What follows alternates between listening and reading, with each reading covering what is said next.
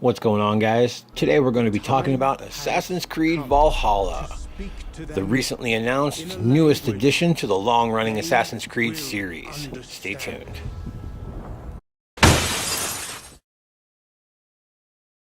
Okay, so as I said, the new Assassin's Creed game has been recently announced. This time we are going to Norway and we are playing Vikings. Here's what we know so far. The story takes place in 873. War and overcrowding in Norway prompts Eivor, your player character, to lead their clan of Vikings to settle new lands in Anglo-Saxon England as part of the Viking expansion across Europe. The clan and other Vikings that form the Great Heathen Army comes into conflict with the kingdoms of Wessex, Northumbria, East Anglia, and Mercia. Eivor's clan will face forces led by the leaders of these kingdoms, including Alfred the Great, the King of Wessex, whom we saw in the trailer. It is during this time that Eivor meets the Hidden One, as we know will soon become the Assassin Brotherhood, and he joins them in their fight against the Order of the Ancients, which is the precursor to the Templars. People who have played the previous titles know this. Explorable cities in the game will include Winchester, London, and York. Parts of Norway will also be included. There may be others, this is just what we know of now. The game will feature a new smart AI system. What this means is NPCs will now act more like real players. They'll interact with the environment, they'll hide, climb trees and buildings, and even work together with various new combos and strategies. We have been told that there are over 25 different standard enemy types, meaning not including bosses.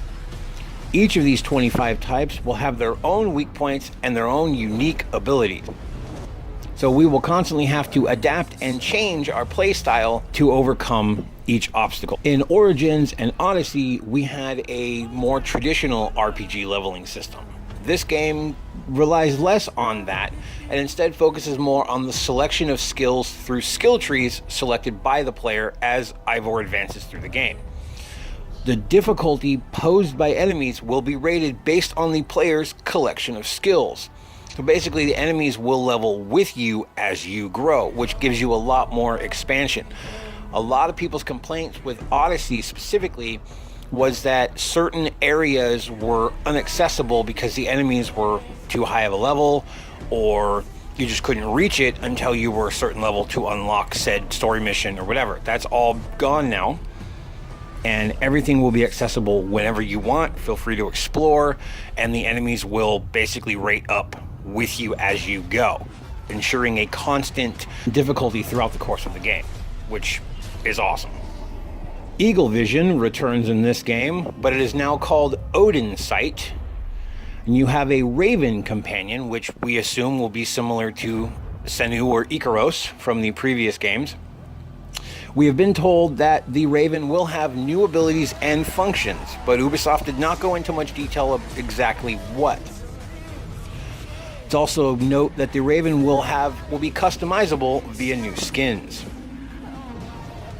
Valhalla will also feature a brand new character creation system, which allows you to create custom characters that you can take with you on raids. They will live within your settlement. These characters can be shared online so that other people can use them and vice versa. And note that anybody who uses your character will basically earn experience, loot, etc. to you. So the more characters get used by more people, the more incentives, so to speak, kickback that you'll receive. Eivor themselves also has customization, like beards for the male version, hairstyles, war paint, tattoos, outfit, etc. At this point, I'd like to say that Eivor can be a male or a female, depending on which one you want to go with, and we have been told that either way is canon. So I'm assuming it's going to be more like a Mass Effect thing with Commander Shepard, where it's the same person, just one's a guy and one's a girl. We'll see. Weapons and armor have been revamped this time around too. There's tons of new weapon types. They've been added to the game, such as flails, battle axes, great swords, and shields. Eivor can dual wield just about every weapon type in Valhalla, including shields, which I'm kind of interested to see how that's going to work out. The armor system has also been expanded upon, and it has been promised that we'll see a much wider variety of unique items and sets. Like, for example, if you receive a shield or a breastplate at level 5, you can use that same breastplate through the entire game, and it kind of prorates with you. You'll never get another version of that breastplate. So unlike Origins and Odyssey, where you kept getting like the same hood 20 times, just slightly different color variations or whatever, they've said that that's not in the game anymore. There's a lot more uniqueness now to the sets. It makes them all stand out from each other, which is cool. A couple of combat aspects in this game. We are going to have what is called assaults, which we're told is similar to the conquest battles in Odyssey, where you lead your Viking army to attack fortifications. There are also smaller battles called raids, where the player leads a raiding party to attack a target and secure resources for your settlement. And while we're on the subject of settlements, they have made their triumphant return after being absent from Assassin's Creed 3. And what I mean by that is the way that they are, being able to upgrade them and customize them and all that fun stuff. We're told that everything you do in the game will feed into your settlement and help or hinder its growth.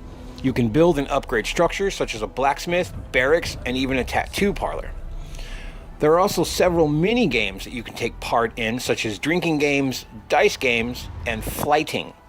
Those who don't know, flighting is basically a medieval version of the modern day rap battle where you trade insults to try and annihilate your opponent, and the crowd's reaction dictates the winner. It's also important to note that there are, I guess, alliances or factions in the game. You can actually marry off your lieutenants and even yourself to members of rival or companion clans to unite said clans to make your settlement grow bigger.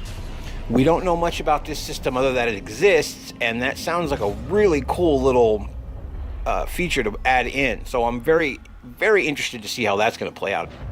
And of course, you can't have Vikings without their most iconic feature, the longships.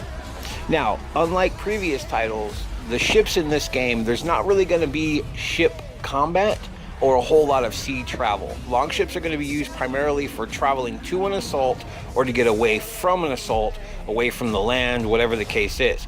The longships themselves are fully customizable, and apparently you can also fish from them as well. No actual confirmation on that yet, but we'll see. That's it for this video, guys. I just wanted to this is what we know of the game now. I will definitely be releasing new videos as new information appears, so feel free to hit that bell so you know you never miss a video from me. Like and share if you liked my content. Have any questions, feel free to comment down below. Also, I have a video just breaking down each different edition of the game for those who need clarification on what they come with, etc., etc., and I will link that in the description below as well. Anyways, till my next video, I will catch you later. Thanks for watching.